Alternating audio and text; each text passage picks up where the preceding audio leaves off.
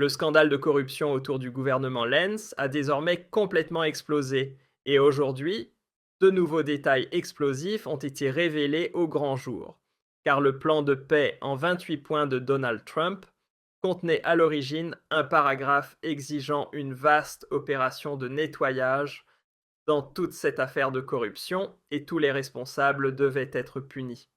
Mais ce paragraphe a maintenant été supprimé à la demande de l'Ukraine et tous les acteurs impliqués devraient bénéficier d'une amnistie générale. Inouï. Oui, c'est l'ancien ministre de la Défense Oumov qui serait responsable de cela lui-même, profondément impliqué dans ce scandale. De plus, on a appris que le chef de l'agence anticorruption de Zelensky a été écarté et qu'il a été contraint de démissionner. Quelle coïncidence vraiment. Regardons de plus près cette évolution dingue. C'est parti. Les amis, les amis, les amis, ce scandale de corruption prend des proportions de plus en plus folles et explose maintenant en pleine figure du gouvernement de Zelensky. Le scandale de corruption autour du gouvernement Lenz a désormais complètement explosé et aujourd'hui, de nouveaux détails explosifs ont été révélés au grand jour, car le plan de paix en 28 points de Donald Trump contenait à l'origine un paragraphe exigeant une vaste opération de nettoyage dans toute cette affaire de corruption et tous les responsables devaient être punis. Mais ce paragraphe a maintenant été supprimé à la demande de l'Ukraine et tous les acteurs impliqués devraient bénéficier d'une amnistie générale. Inouï. Oui, c'est l'ancien ministre de la Défense Oumov qui serait responsable de cela lui-même, profondément impliqué dans ce scandale. De plus, on a appris que le chef de l'agence anticorruption de Zelensky a été écarté et qu'il a été contraint de démissionner. Quelle coïncidence vraiment. Regardons de plus près cette évolution dingue. C'est parti. Les amis, les amis, les amis, ce scandale de corruption prend des proportions de plus en plus folles et explose maintenant en pleine figure du gouvernement de Zelensky. Non seulement une corruption massive a manifestement été pratiquée, mais maintenant, les responsables essaient aussi de tout camoufler et d'obtenir une amnistie générale, bien entendu sans avoir à rendre un seul centime. On en est à corrompre des gens pour que les anciennes affaires de pots de vin ne refassent même pas surface et soient sauvegardées sous le tapis. Et ceux qui veulent dû faire la lumière sur toute cette saleté et traduire les responsables en justice, eux, on les met simplement à l'écart. Franchement, ça me donne la nausée. Et quand je vois que nos politiciens de l'UE ne réagissent même pas, ça rend le tout encore plus insupportable. C'est hallucinant que cette bande ukrainienne s'en tire comme ça.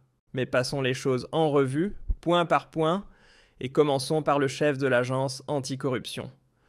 Le Kyiv Independent a écrit « Le plus haut responsable anticorruption démissionne à cause du plus grand scandale de corruption de l'histoire de l'Ukraine. » Andriy Syndjouk, procureur adjoint en charge des affaires de corruption en Ukraine, a déclaré le 21 novembre qu'il avait démissionné à la suite d'une enquête interne liée à une vaste opération d'investigation concernant la société nucléaire d'État Energoatom.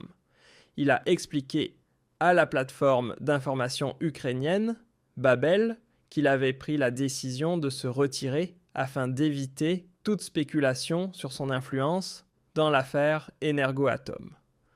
Le parquet spécialisé anticorruption SAPO a ensuite confirmé qu'il avait effectivement démissionné.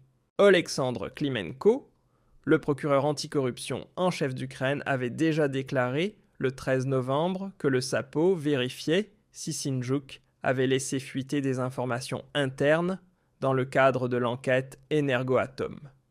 Cette déclaration faisait suite à des révélations selon lesquelles Timur Mindish avait été informé d'une perquisition imminente et avait pu quitter le pays. Franchement, c'est vraiment énorme, parce que cela fait déjà plusieurs semaines que je me demande comment le principal suspect dans toute cette affaire de corruption, ce Timur Mindish, a pu quitter le pays et ce seulement quelques heures avant son arrestation prévue par le parquet.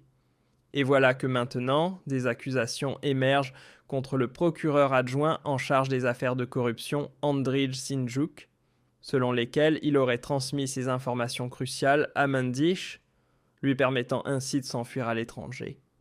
Et c'est là que ça devient vraiment grave, car cela signifie deux choses. Premièrement, soit la corruption s'étend jusqu'au plus haut niveau de l'agence anticorruption elle-même, et eux aussi ont été achetés de sorte que tout le scandale reste enfoui, et que les gros poissons aient pu s'enfuir à temps à l'étranger. Ou alors, deuxièmement, ces accusations sont totalement inventées, et ce gouvernement Lensk essaie maintenant d'écarter tous les procureurs après avoir échoué à neutraliser toute l'agence. Mais dans un cas comme dans l'autre, cela jette une fois de plus une lumière catastrophique sur l'Ukraine, et je ne peux qu'en rester bouche bée. Mais attention, car l'affaire ne s'arrête pas là. La dissimulation est maintenant poussée jusqu'au sommet. Le Wall Street Journal vient tout juste de publier ce qui suit le plan de paix de Trump, exige des concessions majeures de la part de l'Ukraine, et tout en bas figure une phrase explosive. Un haut responsable américain a déclaré que l'Ukraine avait modifié de manière significative l'un des 28 points de la version du projet publié en ligne. Pour faire toute la lumière sur la corruption, le texte initial prévoyait un audit complet de toutes les aides internationales que l'Ukraine avait reçues. Mais cette clause a été supprimée et remplacée par une disposition selon laquelle toutes les parties impliquées obtiendraient une amnistie totale pour les actes commis pendant la guerre. Nom d'un chien, donc, le paragraphe anticorruption, celui qui prévoyait la vérification des aides internationales, il a tout simplement été supprimé du plan de paix et à la place, tous les politiciens devraient désormais bénéficier d'une amnistie complète. J'hallucine. Le portail d'information Gazeta Express a ajouté ceci Wall Street Journal. Un point du plan de paix américain pour l'Ukraine a été modifié. Le texte original de l'accord prévoyait un examen détaillé de toutes les aides internationales reçues par l'Ukraine durant le conflit, rapporte le Wall Street Journal. Il ne s'agissait donc pas seulement des fonds à venir, mais aussi d'enquêter sur ceux déjà alloués. L'objectif principal de cet audit était de détecter toute corruption potentielle et de garantir que ces aides aient été utilisées de manière transparente et conforme à la loi. Ce changement signifie désormais que tous les actes commis pendant la guerre, y compris ceux jugés suspects, ne seront plus poursuivis pénalement et n'auront aucune conséquence juridique. Waouh, waouh, waouh. Franchement, je n'arrive même pas à manger tant j'ai envie de vomir. Ce n'est tout simplement pas possible que toute cette clique s'en sorte encore une fois en réussissant à obtenir une amnistie générale pour tous leurs actes et que cette corruption soit validée officiellement depuis les plus hauts sommets du pouvoir. Toutes les enquêtes doivent désormais être abandonnées et il n'est même plus question de restituer les millions et milliards détournés. Comme si de rien n'était circulé, il n'y a rien à voir.